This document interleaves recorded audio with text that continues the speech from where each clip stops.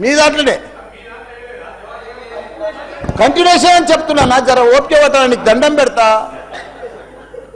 ఎందుకంటే ఆ చెత్త వేసినప్పుడు నేను మంత్రి ఉన్నప్పుడు మా కేటీఆర్ గారు 500 కోట్లు ఇచ్చిండు.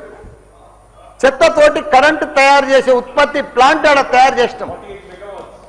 దాన్ని అది కాకుండా 144 కోట్లతోటి క్యాపింగ్ పెట్టిన మొత్తం మట్టి పోసి గడ్డి పెట్టి అది గుట్ట లెక్క తయారు చేసినాం.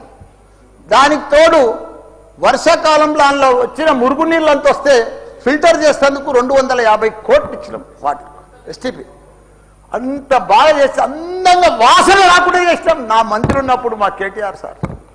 అటువంటిది ఇప్పుడు 2 సంవత్సరాలు 4 నెలల సంది భరించలేము. కొత్త గుట్ట చెత్తకుండి తయారు చేసారు కొత్తది ఒకటి.